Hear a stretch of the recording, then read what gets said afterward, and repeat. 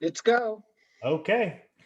All right. Well, most of y'all know me, Bob Plank KK4DIV, and tonight I'm going to give a little presentation about digital radio hotspots. Let me see here. I've never shared my screen before, so if I hit a wrong button.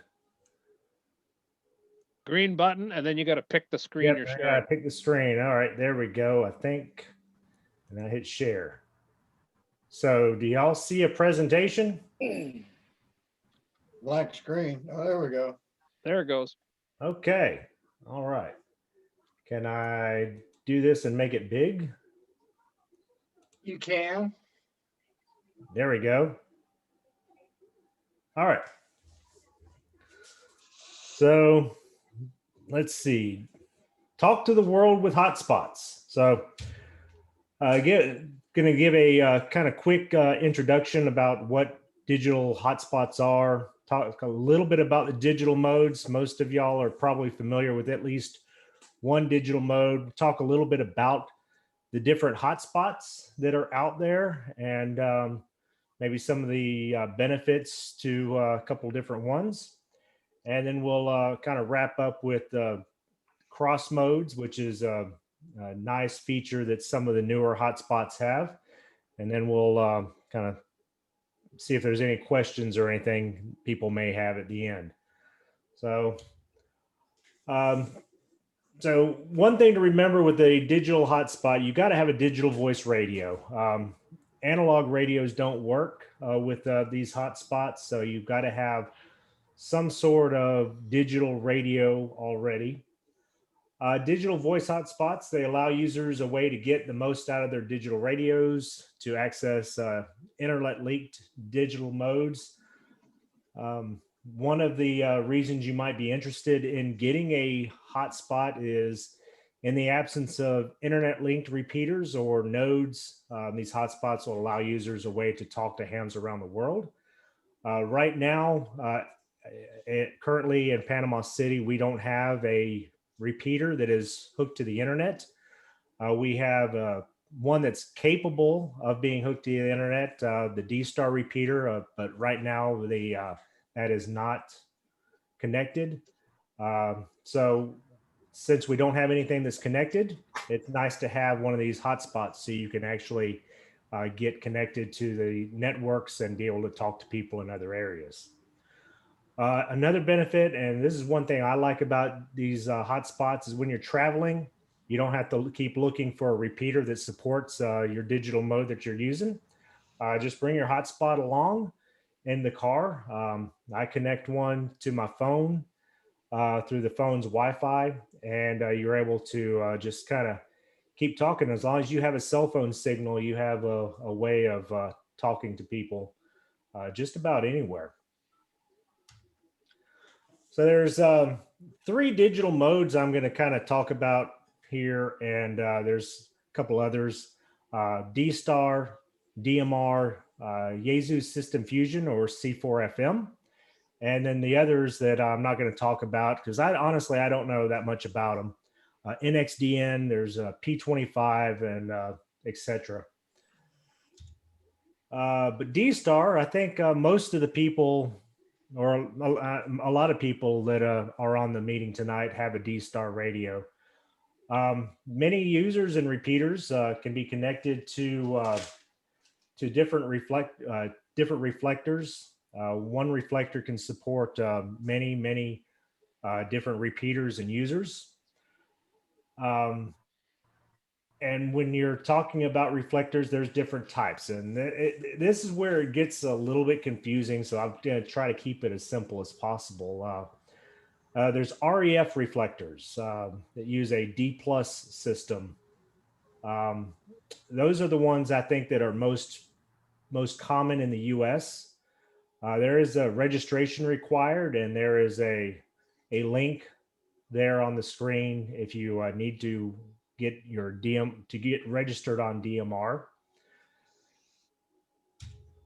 And then there's other types of reflectors as well, such as the XRF, DCS, and then the XLX type reflectors can actually talk to all of the other protocols, and you can actually use DMR and YSF or System Fusion C4FM to link to those XLX reflectors on a hotspot. So XLX is nice. They're kind of way to kind of bridge all of the different digital protocols together.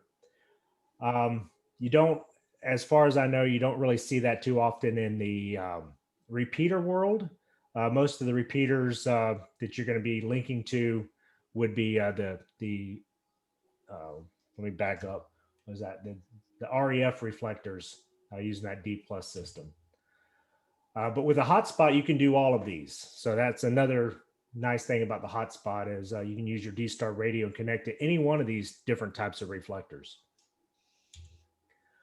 Next, there's DMR, and there's several different networks to choose from when it comes to DMR. There's a Brandmeister network, TGIF, DMR Plus, DMR Mark. There's others out there. There is DMR, there is registration required for DMR as well. It does, you only have to register once, and there's a website there, radioid.net. I think this is a fairly newer website that's kind of bringing all the different DMR networks together and with one registration. I remember when I registered with DMR Mark, but that was a number of years ago. But I just went and checked my registration, and they've kind of shut that down and migrated everything to this radioid.net. So when you register, you'll get a special DMR ID that will be needed to put into your hotspot, and that's what's going to allow you to get connected to the network, whatever network you want to get on.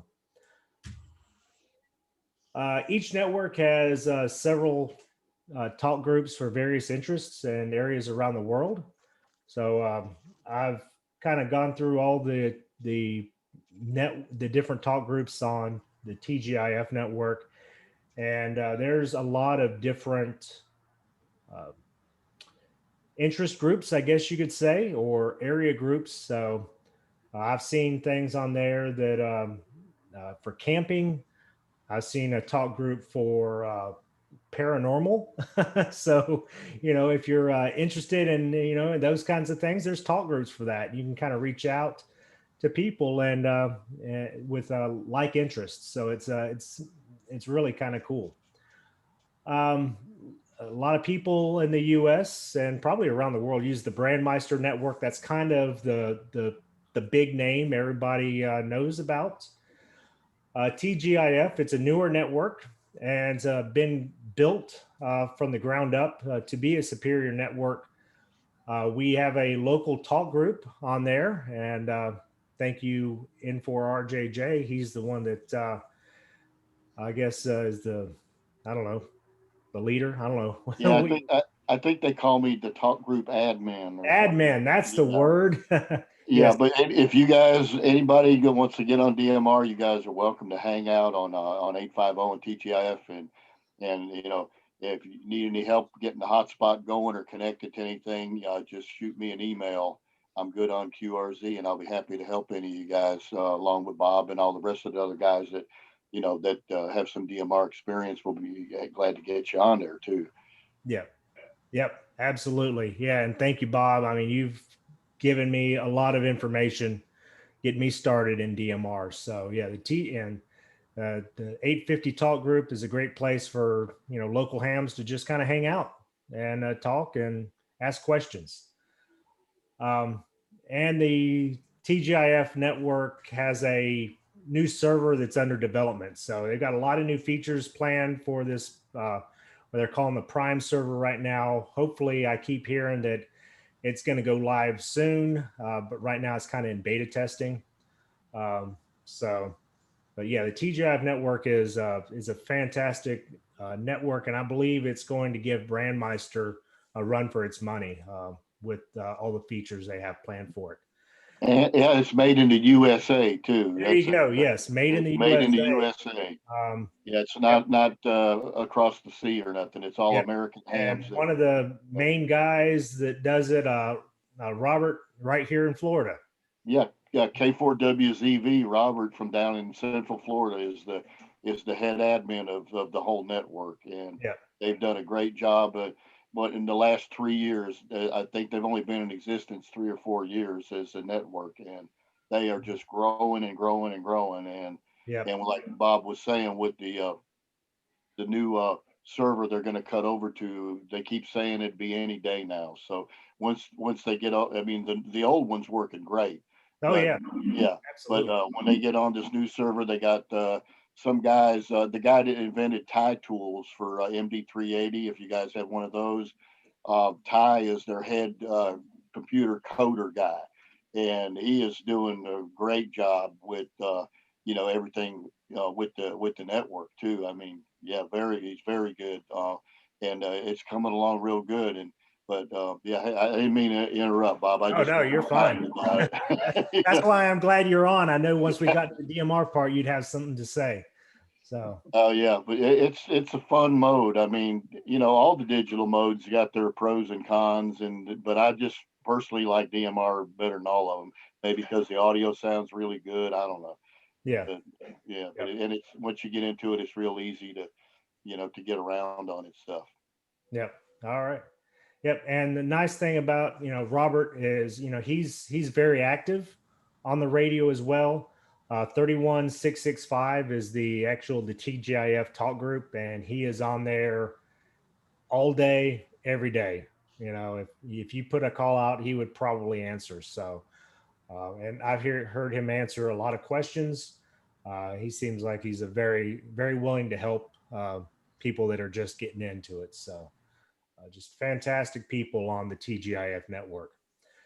Now, with all that good talk about DMR, I've got to say there's a negative there, and I have it with an exclamation point capping it there at the end, is code plugs. That scares a lot of people away. Honestly, it does. But once you do your first code plug, it's not that hard to get them. And you can download code plugs. You can have somebody that you could maybe bake them a cake or something, make you a code plug. But really, once you do your first one, they're not so bad after all. I was very scared and nervous about making one, but I just watched a couple of YouTube videos and put one together, and seems to work pretty well. What is a code plug, Bob?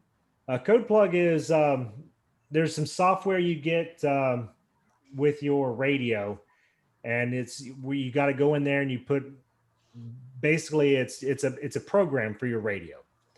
So all your frequencies, all your channels, all your talk groups, all that stuff's got to be put in into this program, and then squirted over into your radio through a programming cable.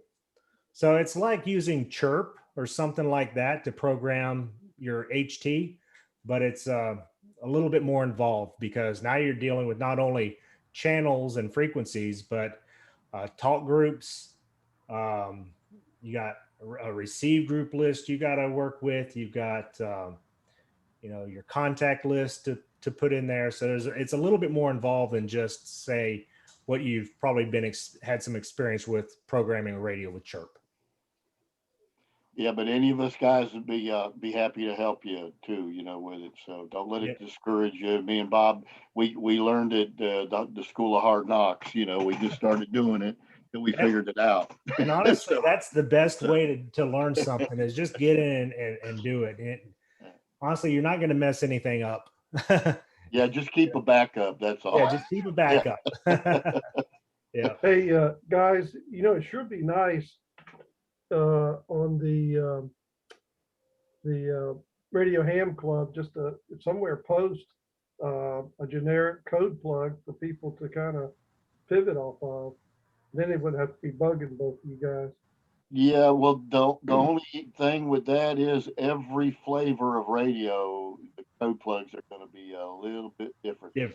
Yeah, that's true. Yeah, they're not going to be able to port over from one radio to another seamlessly. Yeah, that's the only downfall. Is there's so many different radio manufacturers when it comes to DMR. that, you know, all your code plugs would have to be different. But that's also the nice thing about DMR is there is a bunch of different radio manufacturers for it. Right. You know? Yeah, and each specific DMR radio, there's all kind of stuff about writing a code plug for that specific radio too. But And they're all very similar. yeah, once you understand one, once you you'll understand be able one, to write them in yeah. other ones. You know. Absolutely. Yeah. Yep. All right. You might cover this in a minute, but I have a question. What type of HT handheld handy talkie is compatible, would be recommended?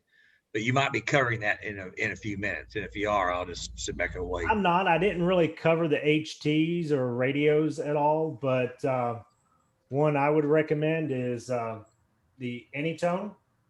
It's been a great radio. My first DMR radio was an Islands HD1, which was it's a good radio. I still have it here. If anybody would be interested in getting into DMR, it may be for sale. But the Anytone's a great radio. There's the Anytone. I'm sure. Yep. That's Got another Anytone. Alinco makes a little one. That's a nice DMR radio as well. So I'm on AliExpress, and it looks like Bofang makes one. Yeah, Bofang makes one. Yeah. There's a lot of people out there making them now. TYT, a lot of people really like the TYT. I think it's TYT. Yeah, and Yeah. Radio Oddity, that GD77 is a under $100 DMR radio that's very good. Audio's great on it. Got great audio for $100 radio. And that's a good one, which it's similar to the Bofang. Bofang's got the 1801, which is basically a clone of the GD77. They're the same kind of radio. The code plugs are interchangeable between those two. So that's one other thing. If you want to go under $100, I would recommend the Radio Oddity GD77 or the Bofang DM1801 for as under $100. If you want to spend a little more and get a quality radio, this Anytone, like Bob was saying, Anytone's the Cadillac. It's a good DMR radio. It sure is. It's a really nice radio. Thanks, guys. Yeah, no problem. All right, well, let's move on. Let's talk about the next digital mode that a lot of other people, this is one I'm pretty familiar with as well. YSF, Yaesu System Fusion, C4FM. I would say this is probably the easiest digital mode to get into for beginners. The only thing that about it, it's the WiresX network is proprietary to Yaesu. You're unable to connect directly to that WiresX network using a hotspot.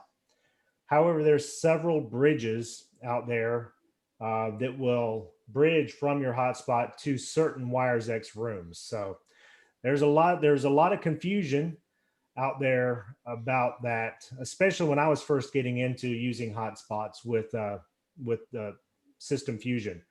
I thought that, it was the same as WiresX. It's not, but there are some bridges to certain WiresX rooms that you're able to get to from your hotspot. There's different ways to connect on hotspots for C4FM. There's the FCS servers and YSF reflectors. The FCS servers, they support up to 100 rooms each, 0 to 99. And then there's about 4 or 5 different FCS servers. So there's, up to 400 or 500 different rooms using those servers.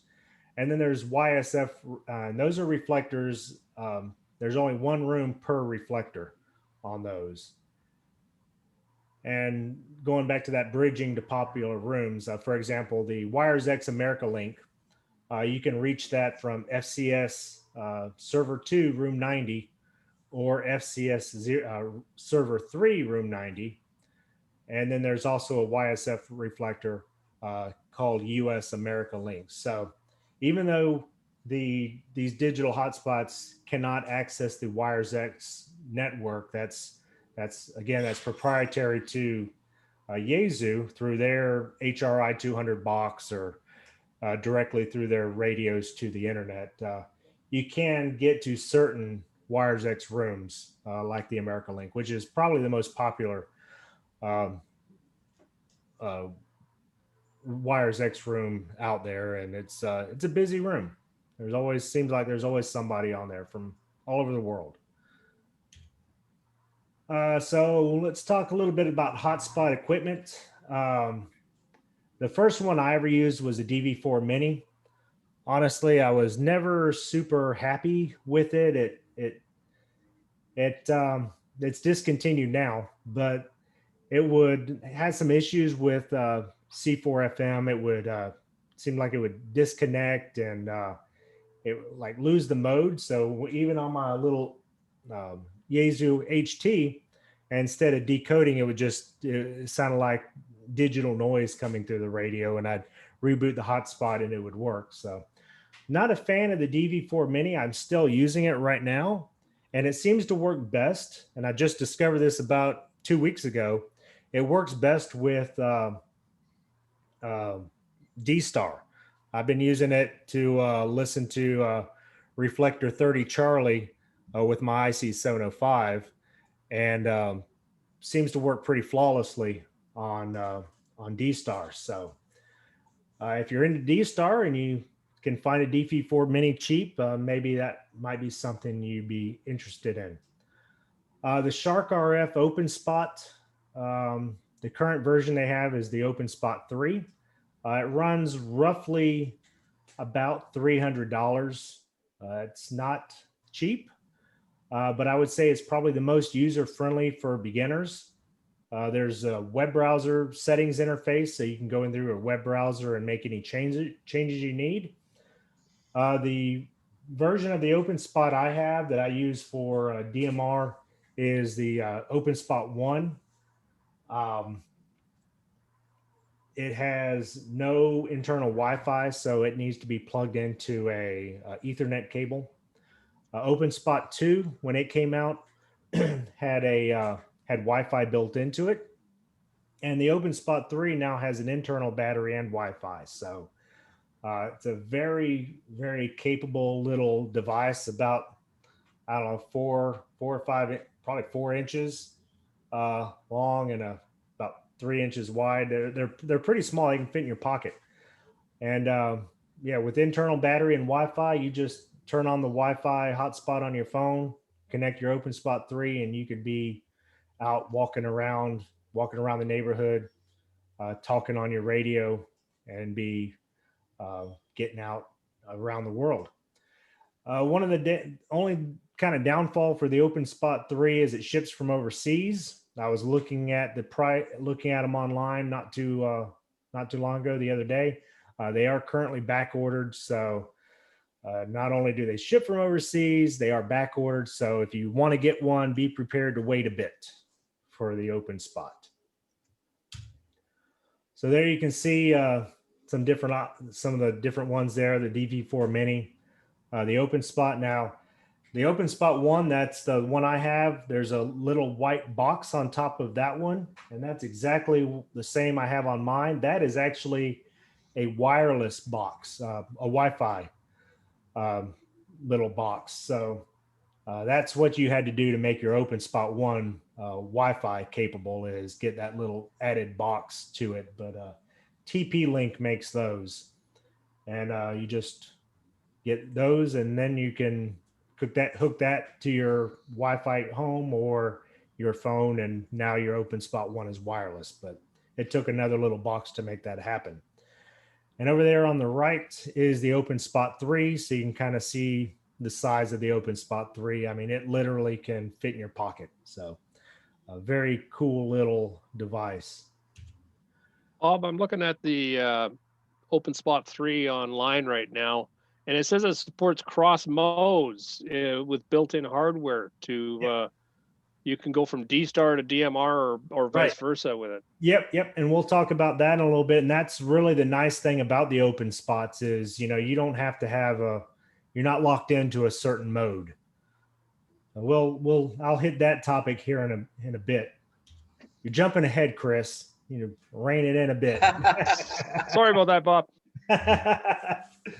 And let's see. And then we've got your Pi-based hotspots. There's a ton of these Raspberry Pi-based hotspots out there. And if you're the kind of person who likes to tinker and make things, and you're kind of savvy with Linux and Raspberry Pis, this may be what might be interested in. A couple of them come pre-built, such as the TGIF spot.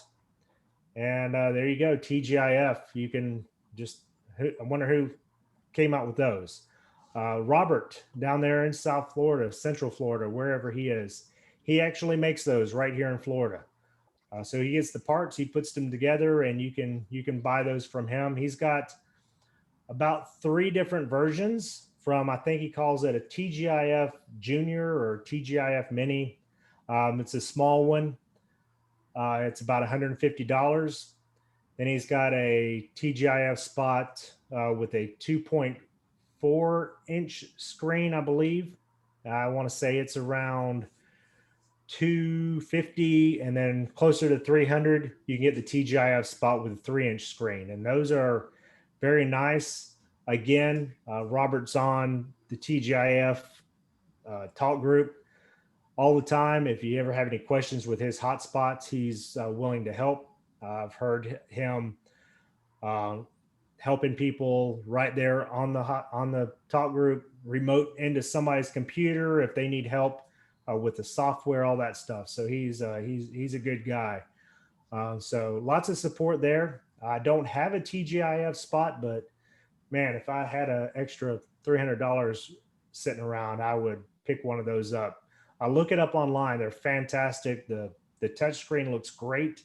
All kinds of information right there on the screen. So just fantastic. The next one is the Skybridge. This one runs about $350, and that's from Bridgecom Systems. Just another, Raspberry Pi based hotspot. Then there's various inexpensive options based on the Pi Zero you can get for around $100 from Amazon, and I've got one of those. I think I got it for right at $100 from Amazon, and that's what I use in my truck. So when I get in my truck, I turn on my Wi-Fi on my phone, start at my truck, a little Pi hotspot comes on. I have it Velcroed right there on the dash, and it connects to the phone. And then I use Yaesu System Fusion. I got the FTM 400 in the truck, so I'm listening to usually America Link or Alabama Link in the trucks. So that's a fairly inexpensive option. And then there's the kits. Zoom Spot sits on a Pi Zero or Pi 2 or 3, etc. So there's different kits you can get. There's a lot of kits on Amazon as well that will come with the little hat that sits on the Pi along with the Pi. Sometimes you can get them with the pre-loaded SD card. So all you got to do is just put it all together, stick the SD card in there, put in your DMR ID, your information, and network information, Wi-Fi information, and you're good to go. Again, like I said, if you know your way around a Raspberry Pi and Linux, it's helpful. And if you are into that kind of stuff and you like to tinker, these Raspberry Pi based hotspots are certainly the way to go. They also have a web-based interface. So from my truck, when I have that Pi on, I can go to my phone. I can bring up a web interface. I have it saved as a bookmark, so I just tap it, and I can go in there and change my Raspberry or the hotspot settings right there. It's not as user-friendly as the OpenSpots interface, but it can be done. Don't do it while you're driving. There's my safety. Well, talk. Bob, I just thought I might, for the very new to this idea. So basically we're talking about having usually a HT that has a digital voice mode on it. like all the modes you've talked to. And you're going to use that HT on a simplex frequency Correct. to talk to via RF to your hotspot. Correct. Yep. And then the hotspot requires an interconnection one way or another. Mm-hmm. Yep. So you're kind of bridging from your HT via the hotspot to the internet to all these rooms and reflectors and all that. So and a lot of people, you know, say, well, that's not ham radio because you're using the internet. Well, you know, I get that argument, but you have to have a license to use it. When you're coming out of your radio, you know, you're on RF, you've got to have a license to transmit. And when it comes out the other side, it could be coming out of another hotspot. It could be coming out of a repeater, all at the same time.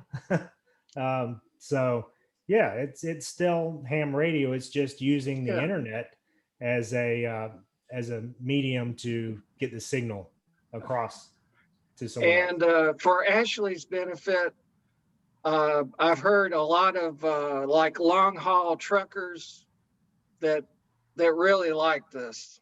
Oh yeah, yeah. I hear them all the time on America Link. I will tell you right now that I do have a CB radio in my truck. It's quiet. Mm-hmm.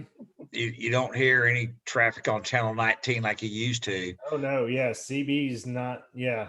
No, it's gone, and it's all gone to this high tech.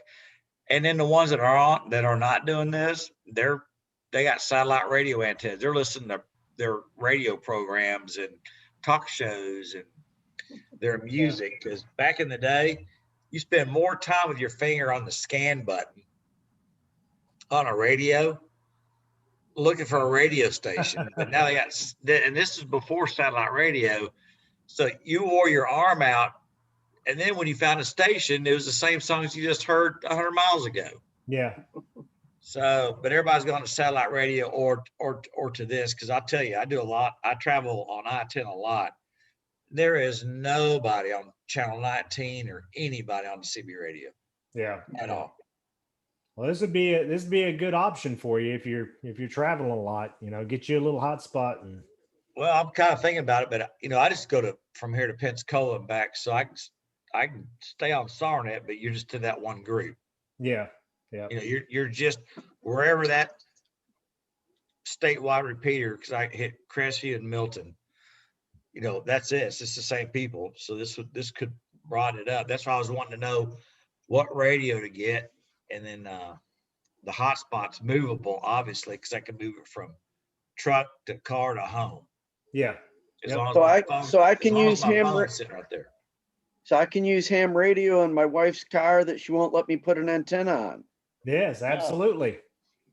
Yep. Get you an HT, and you got an HT. Yeah. Well, this and is a little almost hotspot. Now I just got to get me a hotspot. Okay, now you sold me now. Well, Yeah. okay, let me ask you, this is going to be just kind of a stupid question. I'm sorry. What's going to be the major difference between this and EchoLink? All right. EchoLink. Well, one, you can't use EchoLink with these hotspots. EchoLink is a analog mode. Right. EchoLink is repeater to links. You can link repeaters together with EchoLink. You can use your computer with EchoLink. You can use your phone with EchoLink. It's very similar, but you lose that capability of being able to use an HT like this, and travel around in your car and still being able to reach other people around the world or around the country. And Well, I mean, I can do EchoLink on my cell phone, and there's a Handy Hams node that is around the world. yeah, So it's kind of the same it's thing. kind of just similar. Yeah. It just depends on what avenue or what mode you want to use, cell Exactly. phone or Yeah. the radio. Right. Yeah. Now, there may be more people on the hotspot for whatever you want to listen to or talk to versus the Echo Link, because they may not have the nodes hooked up or whatever. Right. Yeah. I mean, I only listened to about 2 or 3 different nodes on Echo Link, like our repeater, the 210, Mm-hmm. a couple guys in Texas because it's in Fort Worth near my mom's house, and then that Handy Hams, which is around the world. It's kind of fun listening on Saturday night, their little net control, but Yeah. it's kind of the same. It's just, I guess you get to pick and choose a little bit better with this. Yeah. Yeah. Echo Links is great. This is just another option. So it's just another tool in the toolbox. Yeah, exactly. Yeah. And the only reason I bring it up is, as long as you got cell service, you can still be connected to the world. Right. When you don't have cell service, then you're just limited to what you have available at that That's point. correct. Yep. And that's going to be true with any avenue, correct? Yes. Yeah. Okay.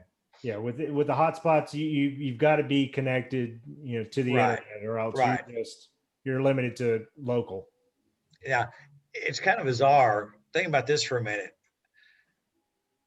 In my Jeep, I have one of those Alexa Autos in my Jeep. And that makes my, and I got one out here in the garage here. Anyway, no, and that makes my phone go Bluetooth in my Jeep to my radio. But also plugged in there, I have an AT&T, what they call a Harman Spark, which makes my Jeep a hotspot to begin with. So if you were in my Jeep and you could connect to my hotspot called Harman, Mhm. and if I give you the password, so my Jeep's a hotspot rolling down the road on its own. Yeah. So there's just so much technology and so much stuff out there. There is. Yeah, and you'd use that hotspot in your Jeep to run a hotspot, a digital voice hotspot. Right. So I'm going to need a bigger battery in my Jeep. yeah. Yeah. All right. So let's see. So here's some pictures of these digital hotspots. There's the TGIF hotspot with 2.4-inch screen, the Bridgecom, and then the little generic ones from Amazon. That's exactly what one looks like that I have in my truck. So I just have it Velcroed stuck to the dash, and it works pretty good. So we're talking about cross-moding now, like Chris was mentioning earlier. So the nice thing about cross-moding with the open spots is you don't have to buy different types of digital radios. Say you've got a DMR radio and you want to talk on Yaesu System Fusion. You can do that with your open spot. It takes setting up your hotspot to you got to do certain settings in your hotspot to make that happen. Open spot's the easiest. I've heard you can do it with the Pi-based hotspots. I've never tried it, but I think it's just a matter of clicking a few little boxes or switches on there on the screen. One thing to remember when you're using these cross modes is some of the digital information may not be passed. Most of us probably know that when you're using digital modes on a Yaesu System Fusion radio, if you program your call sign in there, so when you're using that digital mode, that other person on their screen sees your call sign. And in a similar fashion, it's a little bit different with a DMR radio. We have our DMR IDs programmed in the radios. And each radio, you have a contact list. So when somebody you're talking to on the other end sees your DMR ID come across their radio, it looks at that contact list and it puts up your information on their radio. When you use a DMR radio and it's cross-moding to Yaesu System Fusion, the Yaesu radios don't have that contact list, so all you see is their DMR ID numbers. So some of that kind of information doesn't work that well cross-moded like that, but you can talk, and that's the important thing. You get a D-Star radio and talk on DMR, DMR radio talk on Yaesu System Fusion. So with these, the open spot, very easy to cross mode, and you don't need a bunch of different radios to talk on the different modes now. Just get you a digital radio of some sort. But hey, Bob, the one thing you might want to mention to them, that the open spot, Shark Open Spot 3 currently is the only hotspot that I'm aware of now that does cross mode between D-Star and DMR, you know, and some of the other modes. That's the only one that'll, like, in other words, say if you got a D-Star radio in your truck or whatever, you could just use that radio with the Shark 3 and connect to the Fusion network. You could connect to the DMR network, and, you know, and all the other flavors. And the Shark 3 actually does an audio cross coding within the Shark, where the other ones still use software cross coding, and that's why they can't successfully change D-Star to DMR without another hardware chip. And Shark 3 is the only one that has that extra hardware chip in it that'll actually change the audio, and keep the audio will be converted within the Shark hotspot.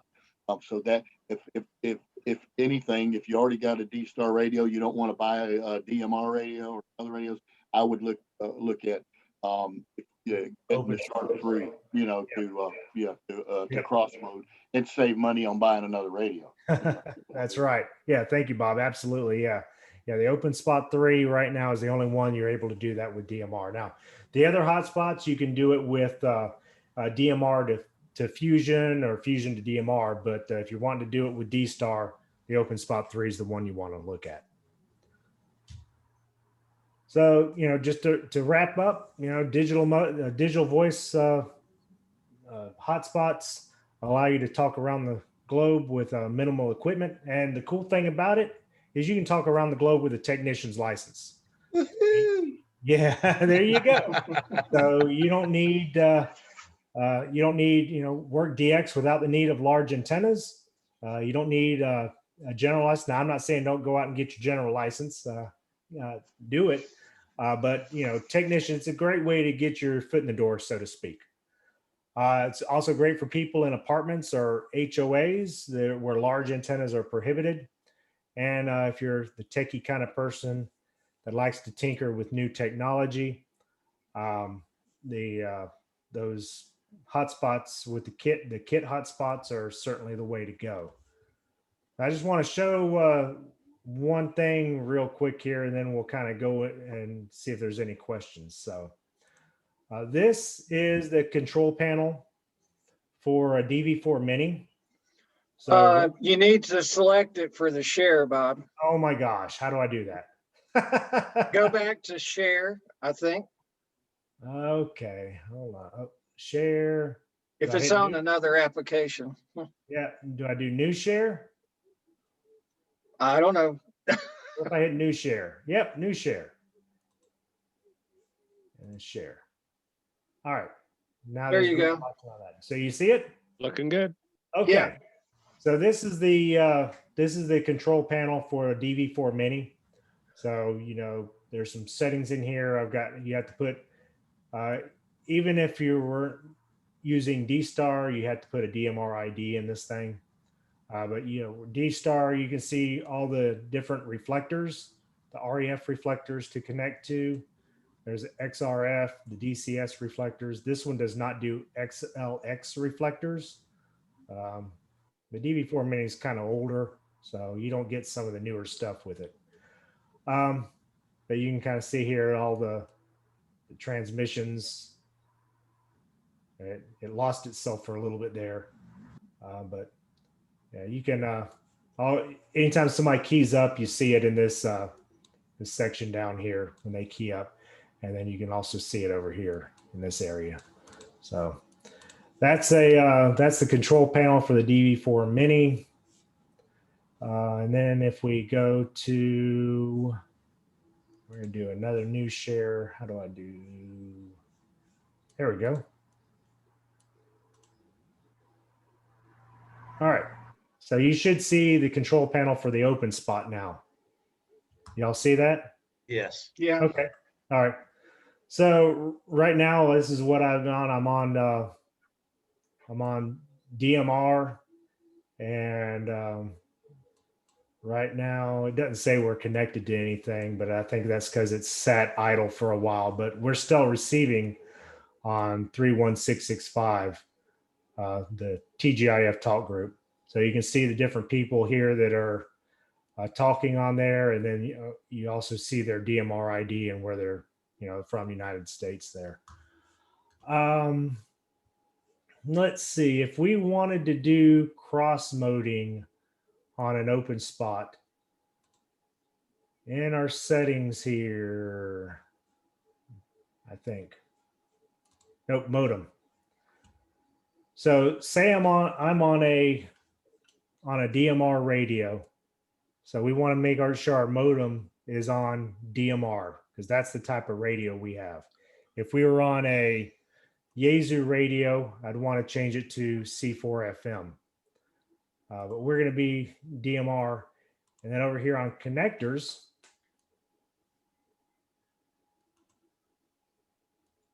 you can change to FCS or YSF reflectors. So if I switch to YSF, then I put my frequency in that my radio is on. So that's how easy it is to do cross-moding on a D-Star or on a open spot. So we just switched. It's going to ask if I want to change my modem mode. I'm going to ignore that. So our modem is now DMR, and we're connected to YSF. So I can use my DMR radio to talk to these Yaesu system fusion reflectors. So you do have to put in your call sign and stuff like that in here, but it's as easy as that. Bob, RJJ, I didn't mess that up, did I? Oh, no, that was right. I was just going to suggest to you, if you connect to 850 on TGIF, I'll key up my radio and you'll see me come across it. Okay. All right. Let me go back to DMR. Yeah. Yeah. Switch. Yeah. All right. And let me connect. So the nice thing about the on DMR, to change talk groups, you switch to the talk group you want to talk to and you can quick key. Or if you're on your open spot, you can say, I want to go to 850 and hit call. Mm-hmm. Yeah, real easy. You can switch it that way as well. So let me go back to the status. It says we are connected to 850 now. All right. Okay. Yep. KK4DIV and for RJJ.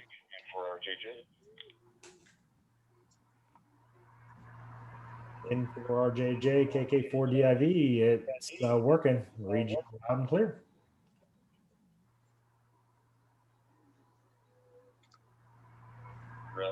Yeah, here you go. I just muted my Zoom mic so I wouldn't be picking up the room noise. But yeah, I'm just on the radio via the internet. Back to you guys now, and it's working real good. And for RJJ. All right. Thank you for the demo, KK4DIV. All right. So you can see on the screen there, you can see the people come across the screen. And I don't know if y'all could hear that audio coming through the radio, but that's what DMR sounds like. So, all right. It sounded almost like the D-Star radio. It sounds, yeah, very, very similar.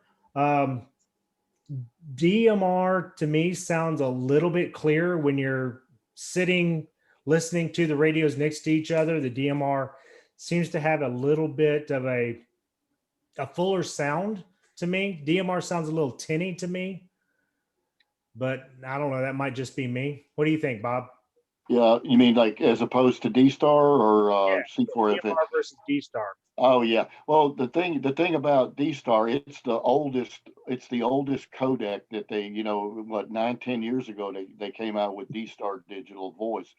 So it's the oldest of all of them. The newer flavors like DMR and C4FM, they've got a lot better audio, a lot better fidelity, and even with the Fusion one, they've got a VW mode that actually it's got a higher bandwidth on the audio. If you're like really into super audio, that would be the ticket for that.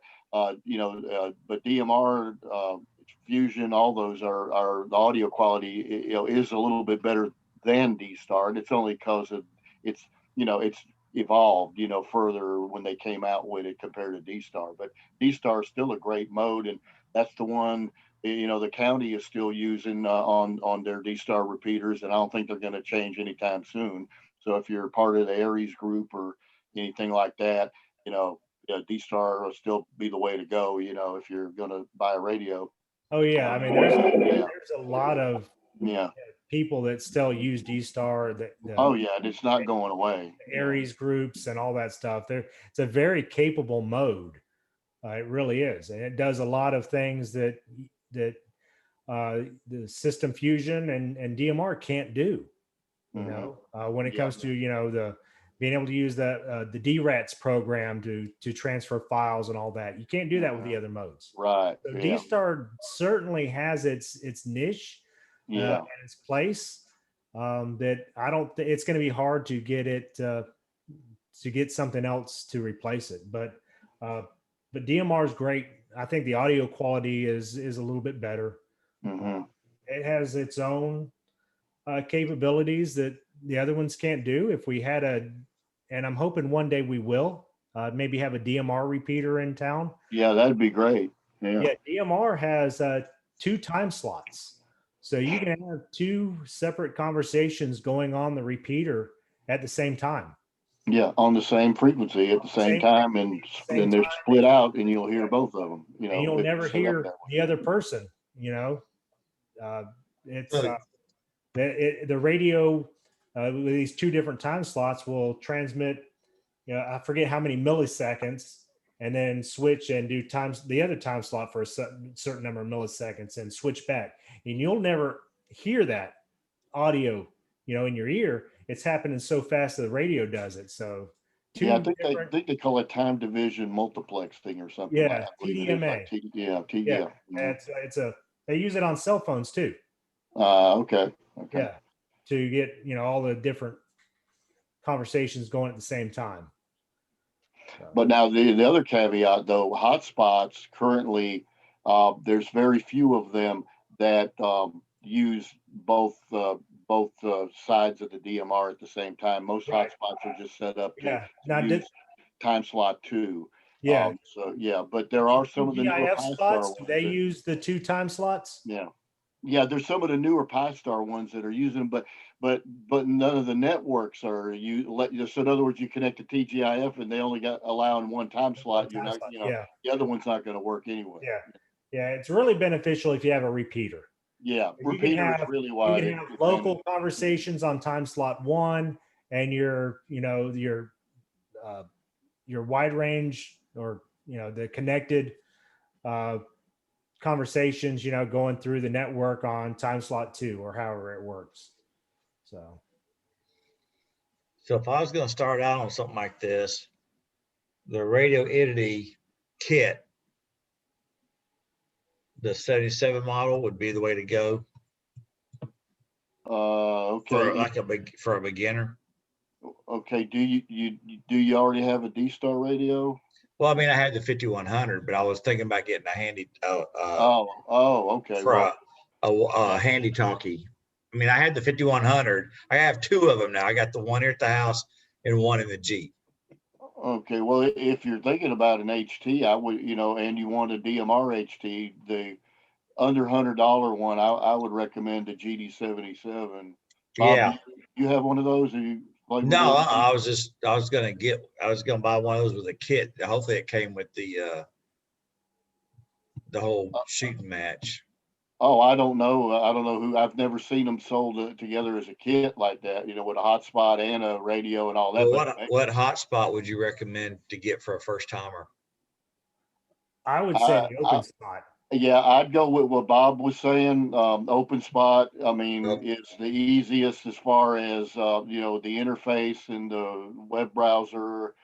And that's the more it's intuitive. portable. Yeah, yeah, it's ham friendly. You know, a lot more friendly. That's the one that you can stick in your pocket and go with. Yeah. So. Right.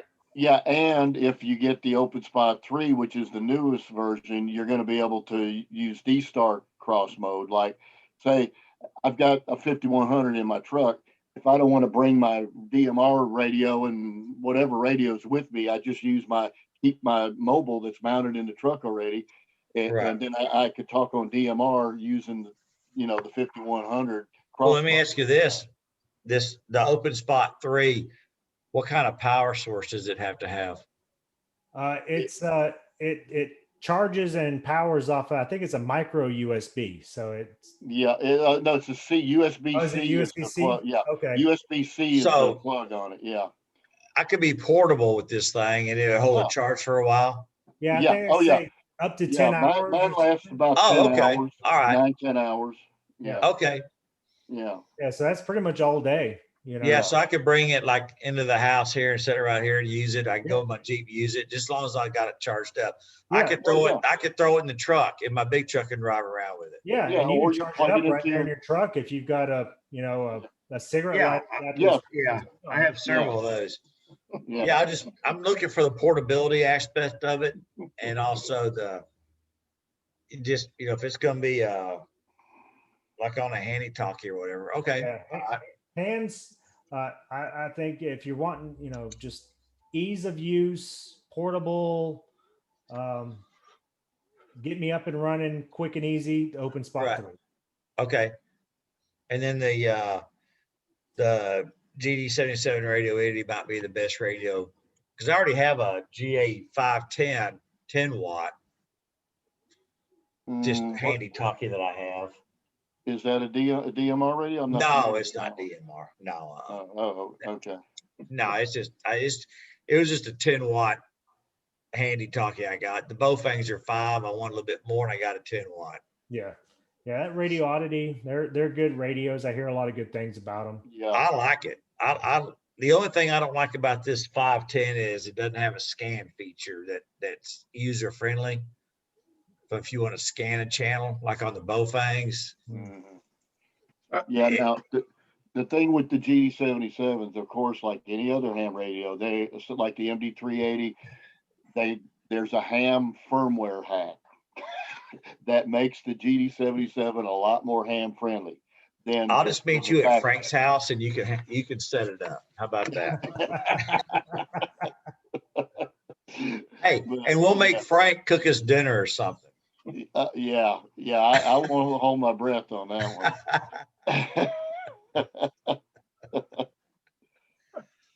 Wait a minute, I had to get my mic unmuted there. I got the smoker. We can throw a brisket on.